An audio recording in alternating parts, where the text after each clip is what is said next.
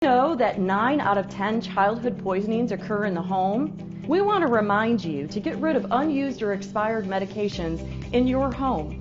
For nearly 70 years, Fruth Pharmacy has been dedicated to medication safety. We are partnering with the WVDII to help spread the message, don't keep Rex around. Get rid of unused or expired medications in your home by visiting a Fruth Pharmacy location for your free medication disposal bag.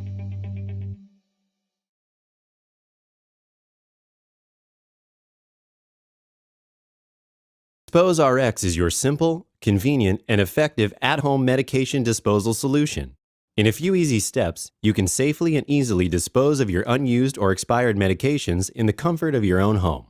First, remove the prescription label, or use a permanent marker to cross out the important information on the vial. Then, open the bottle and fill it 2/3 full of water.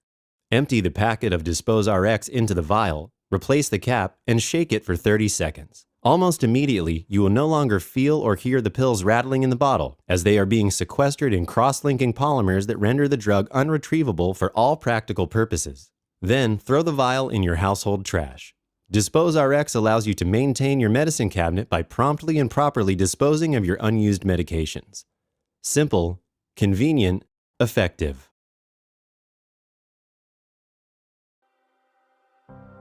Gentleman by the name of Bob Calhoun, who is the assistant superintendent for Kanawha County Schools, just in passing had mentioned to me, we'd really like to develop something for preschool. I happened to be working on a few other things with Joe Murphy, who's the CEO of Murphy Media, in relationship to opioid prevention and education, and had mentioned to him, hey, what do you think about creating something that could be applicable to the pre-K environment? Get to the older ones, sometimes they've already got this mindset of, bad habits because they see what's around them, and you're unfortunately sometimes a product of your environment, and if we get to them early and they start learning good habits, the earlier the better. Never imagined that within 4 or 5 weeks we would have a talking avatar that could interact with the children in real time, and we named him Rex the RX. Have you been telling Mrs. Webb in her class all about, this? Yeah. What's up with this? What's that? It's cat. Oh, that's pretty cool, huh? Don't you wish you had one? I bet Joshua wishes he had one. And what about Temperance? Hey, Temperance, do you have a hat? Said you have a hat. Blake. He's not gonna high-five you or give you a hug. He will interact with you, but the whole purpose of Rex is that we don't want the kids to keep Rex around. Oh, guys. Bye. This is the way, in my judgment, to reach them. They're used to being interactive, and they really don't respond to anything but that. So you've got to find a way to make that impression and make it last. Hey guys, what do you think of my hat? You like it? Anybody here wear a hat? I don't like it. No? Kids like Rex because he's also interactive, and he can communicate in the actual classroom, so you can say the kids' names, and that gets their attention immediately. The response has just been amazing. The kids really relate to the avatar, so if they do have a prescription medication that they take, which a lot of kids do, we want them to use that medication properly, but we also want to ensure that they're not sharing medications. We know that we have an enormous amount of children living with grandparents, living in foster care. We know that grandparents, that age group, they're more likely to have multiple prescriptions where they probably shouldn't be, where they're much more accessible. So it's a short program, but it's very effective, and Rex can talk to the kids, answer questions with the kids, and give them vital information. Technology was used, it was very interactive, and the kids really seemed to enjoy it and learn a lot. I mean, medication is not something that we talk about a lot with kids at all because we don't know where to draw that line, but this made it very kid-friendly and interactive. Do you know what that means? He's expired. Hey, hold up a second there, Susan. And so the message of don't keep Rex around is a real poignant one and real important, and something that a 4 or 5-year-old can kind of wrap their arms around and understand. So we were really making a difference. We were reaching more schools and more counties and more kids than we ever had before with the medication safety message that Rex shared. And then in March of 2020, just like the rest of the world, the Rex program really came to a halt. So we were all working together and trying to figure out ways to get the program back online in any way, shape, or form. And then kind of hit the pause button and realized that now the message was even more important, because you had all of these children who were at home with parents and grandparents who more than likely were not storing medications properly, and that made medication a lot more accessible and the message so much more important. We went back to the roots of Rex, which is innovation, and we found a way to scale the program by bringing Rex into homes remotely.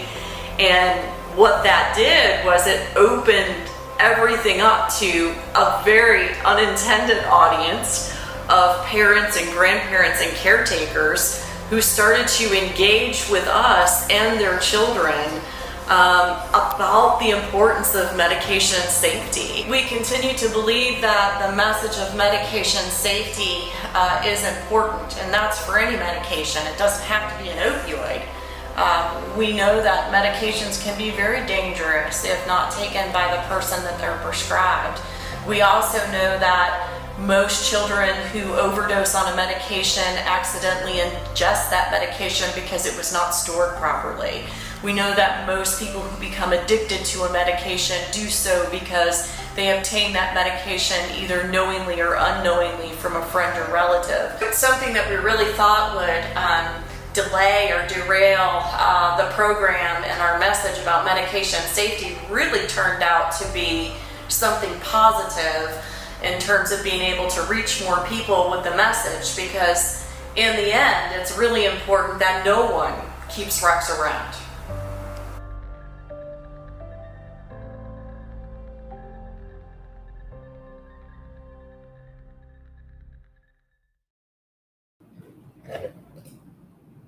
Good afternoon, everyone. Welcome. We're very glad to have you joining us live.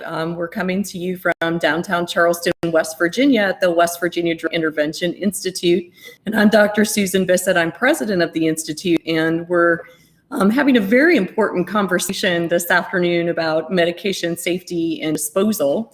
Our mission at the Institute is very simple. It seems simple, but it's a very big goal, and that's to reduce overdose deaths in West Virginia. We do that through prevention, education, and outreach. And so our live events are one way to educate persons really throughout the world about the importance of medication safety and safe medication use. We have a golden rule here at the Institute. It's called Don't Keep Rex Around.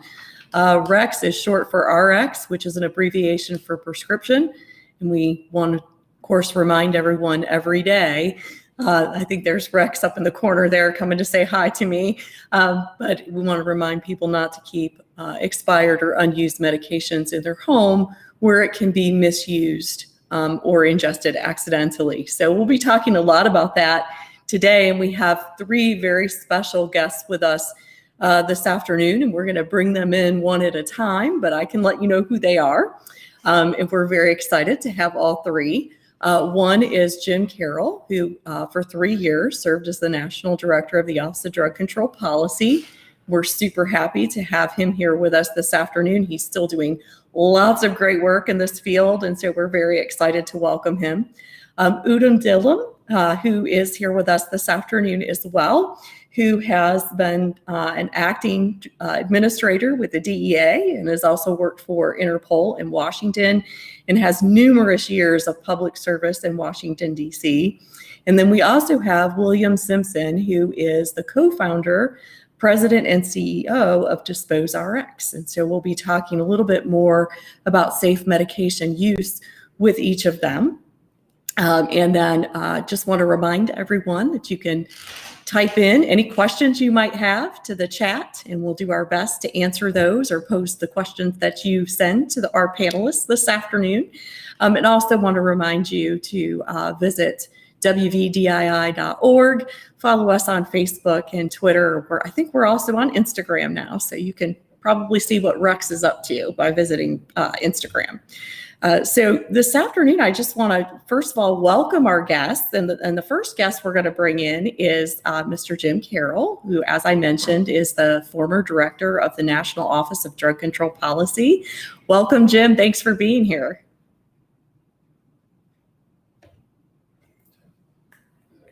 I can't hear him.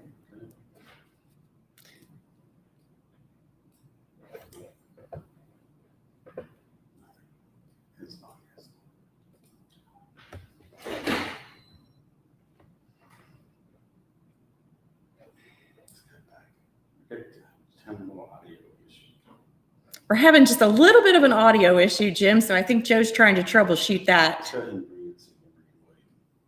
Let's see if we can bring in William and see if we could get him on audio. Are you there, William? Yes, I am. Oh, fantastic. Well, we're gonna get Jim back with us here in a moment, but we're glad that you could tag in. That's why there are 4 of us, so we can make this work, right?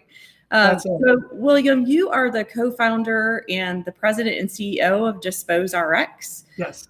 Can you tell everybody a little bit about DisposeRx while we have you here this afternoon? Sure. So DisposeRx is a company that was founded on some of the great work that you're doing, Susan, in West Virginia. The idea of removing unused and unwanted medication from the home, and what we have done is with a great, passionate team, we have built an incredible network of partners, and this simple solution is to bring an at-home solution to our patients at home. So the idea is to use a packet of DisposeRx, which you saw in your video, a very small packet, and to destroy your medication with DisposeRx when it's no longer needed or wanted. And persons who want to use DisposeRx, it doesn't have to just be prescription medication, right? They can use this with vitamin supplements or over-the-counter medications. Is that correct? Correct. It doesn't have to be just prescription medication. Our focus has been on what we would call medications of concern, those that might have a history of being misused. So be it an opioid or even if it was a dosage change in a medication for something that might be concerning, something that would be a risk to children. Our mission is driven on eradicating the misuse of unused medication. Historically, I've always believed in educating the next generation. So hopefully we would look at and the great work that you're doing around educating the next generation is not to have to ask the answer of how do I dispose of my medications in the future, but just knowingly have solutions, and we believe at-home solutions amongst a myriad of issues and options that are out there are helping with that education and helping with that change. So can you tell our viewers this afternoon how that works? I've used it before and it's pretty easy, but can you talk to our viewers about how easy and simple this really is? Sure. Yeah, we are very lucky to have some very smart people create what we think is a very elegant and simple solution. So again, it's a small packet. It's 2 grams of what we call cross-linking polymers. These polymers are listed as approved by the FDA for oral medication. You basically, it's very simply like in your video, you take the medication vial in which the medicine was dispensed. You put water in that vial, so you're adding about half of the water. You add our packet into that vial. You then put the cap back on. That's the important part because you have to shake it for about 10 to 30 seconds. And when you shake it, it creates a viscous gel. So think something between like syrup to rubber cement. And that viscous gel is the magic. That's what sequesters the medication so that it's not available for misuse. And then if someone's watching and they want to obtain some of these packets, let's say they have medication in the home that's unused or expired and they want to discard of, where should they go to get the product? Well, I got to say, I get very excited about talking about that part. We are very lucky to have not only a great team of people and great partnerships like with you and your associations, but also We are in, and I'm proud to say, 70% of the counties in the United States and over 60% of the pharmacies. So I'm confident in saying that you can get a packet at your local pharmacy. We have wonderful stewardship programs with Walgreens and Walmart and Publix and CVS and Kroger and Albertsons and H-E-B and Fruth and just a number of pharmacies that have engaged in some very important programs that are educating their patients and are working to help answer the questions that you are trying to answer, and so are we. That's fantastic. I will also say that we have recently made the packets available via our website. So if you go to wvdii.org and click on medication safety, you can actually request to have one mailed to you. So we've made that available to anyone anywhere in the United States who might want one of those packets. And then of course we have that wonderful partnership with Fruth Pharmacy through the end of June 30th. Anyone in West Virginia, Kentucky, or Ohio in the vicinity of a Fruth Pharmacy can go in and pick up one of those packets completely free. And we also have some educational materials with Rex, the RX on them for the kids. So I'm checking in with Joe to see if maybe we have Jim back with us. Can you hear me? Wonderful. We're so glad to have you, Jim. Thanks for being here. Thanks for being so patient with that little snafu. Oh, no, thank you. And thank you so much, as William said, all the work that you do and your team every day, 7 days a week, 24 hours a day is dedicated to saving lives. And everyone is so appreciative of the work that you do. And so it's such an honor for me to be with you. Well, the honor is all ours. And so we want to talk about your time as drug czar. And of course, one of those things that we were able to report during your tenure there was that we were seeing a little bit of a decrease prior to the pandemic. And so obviously prevention is a critical factor into decreasing overdoses. So why is it that we don't talk about medication safety or safe medication disposal as a part of that? And why is it important? You know, I've been to West Virginia so many times, and you know, the heart and passion of the people there are so focused on this issue. But nationwide, it is a real problem. And when you say prevention, most people think about, you know, SAD, the Students Against Destructive Decisions that are in your classrooms across the state. But really, it's much bigger than that. The drug issue in our country is so much bigger than that.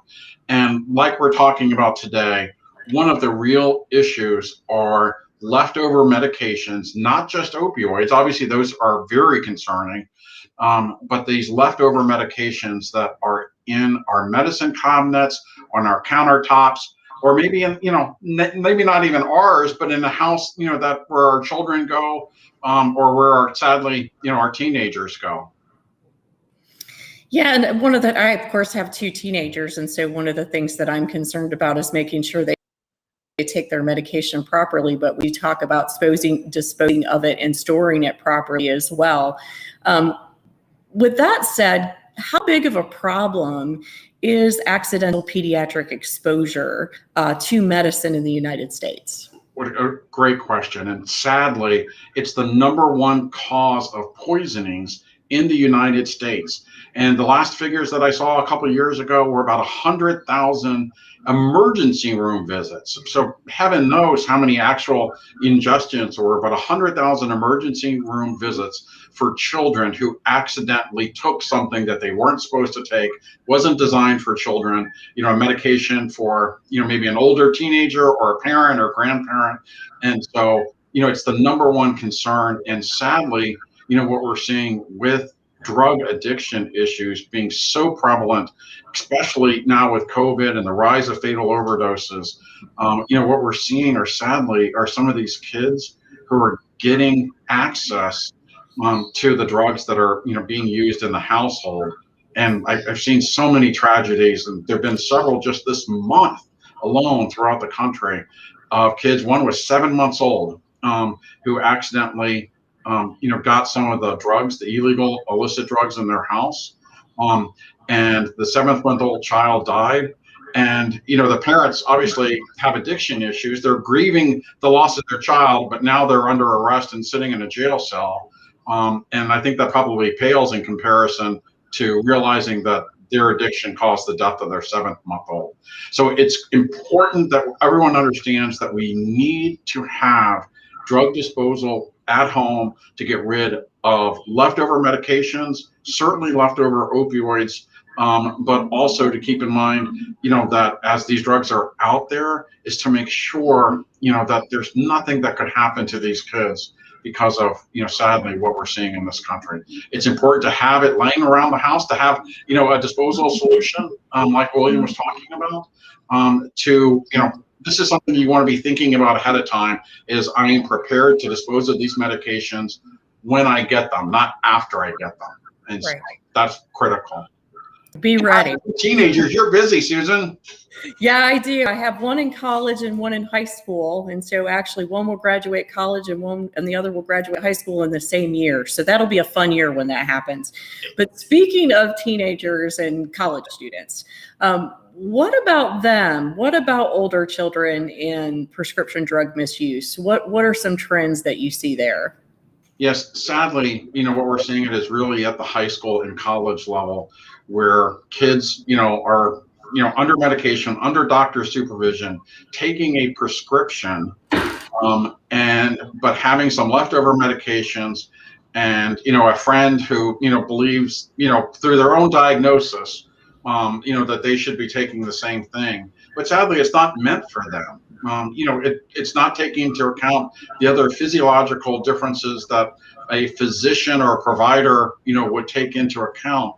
And so they're taking some of these leftover medications, they're, can pass them, along a friend group and not realize that they themselves are putting their friends in danger. That in fact, some of their friends, what we're seeing across the country, have died because these kids are innocently thinking, oh, I'm giving them something to, what they think would be enjoyable at a party, and it's not, or help you study, and it doesn't.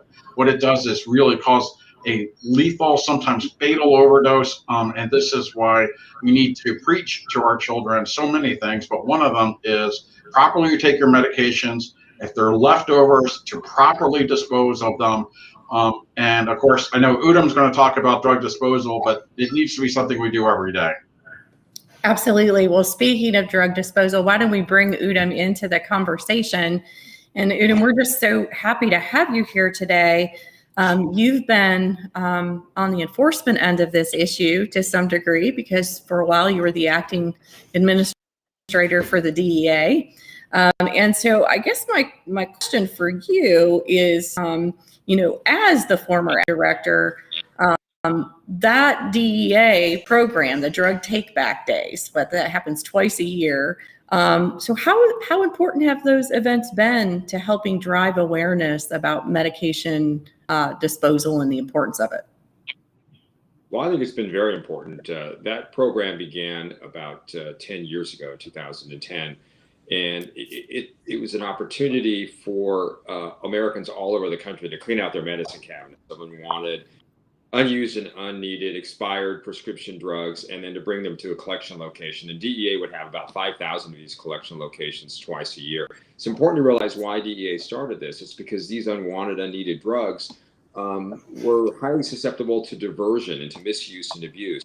So DEA started the program because they could see that Americans were becoming addicted and dying from opioid overdoses, prescription drugs available to them in their homes and their medicine cabinets from families and friends. So it's been really a really important program because it raises awareness of the opioid crisis every year. And it's been pretty successful. The most recent statistics were that April 24th was the last National Prescription Drug Take Back Day, and over 829,000 pounds of medications were turned in and destroyed by DEA.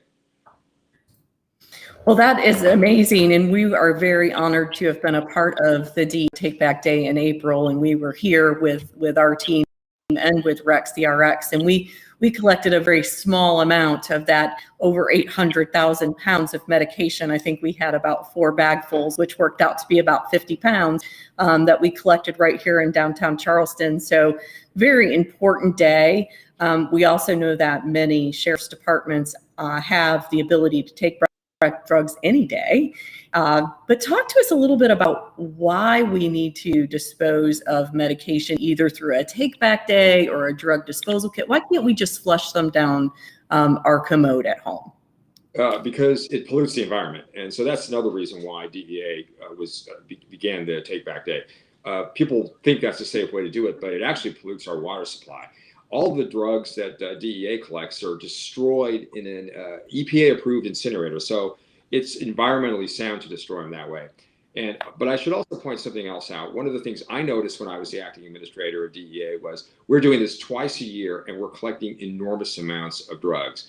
This needs to become a daily exercise, something Americans think about all the time.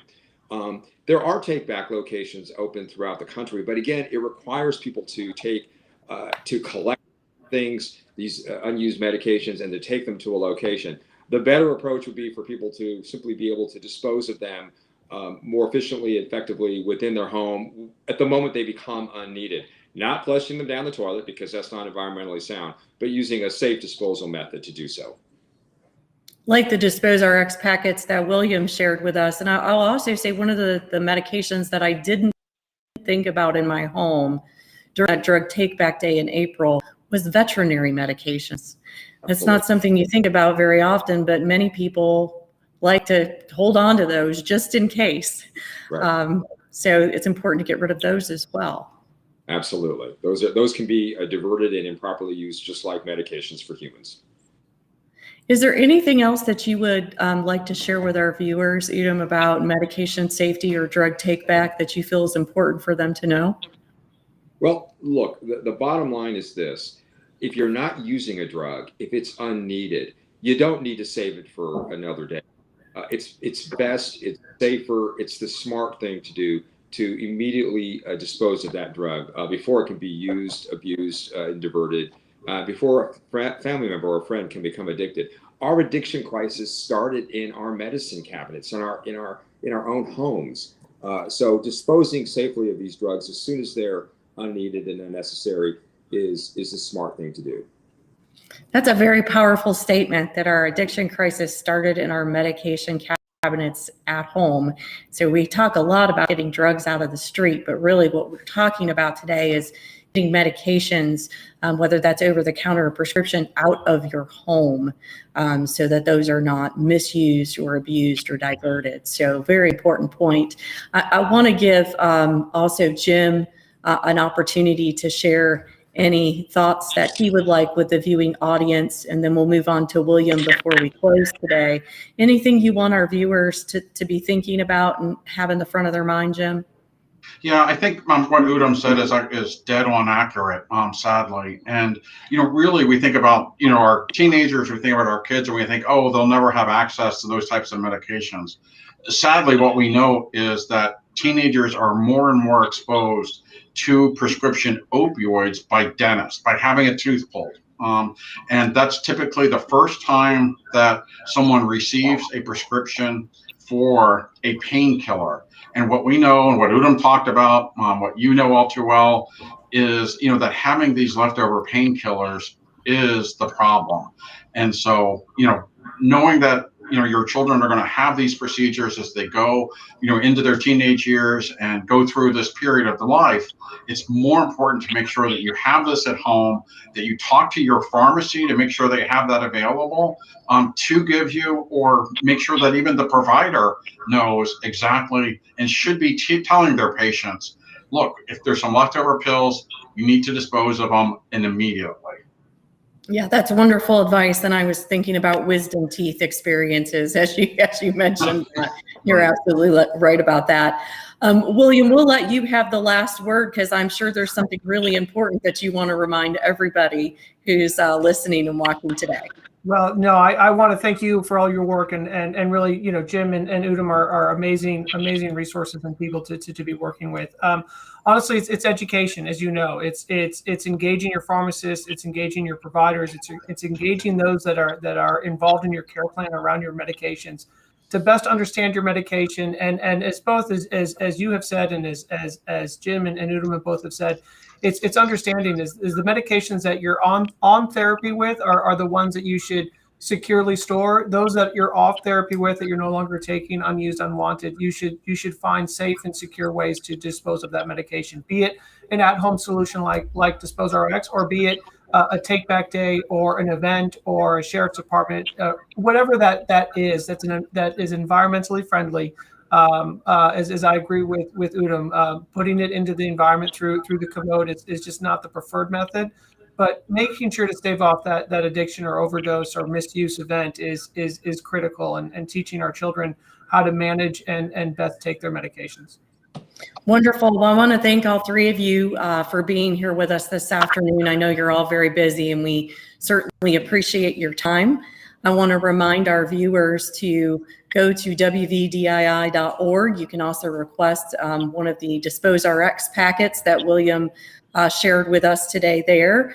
Like us on Facebook, follow us on Twitter and Instagram. Be sure to share out messaging about medication safety whenever you can. And we want to encourage everyone to start today, make it every day. Don't keep Rex around. Thanks for joining us. Thank you. Thank you.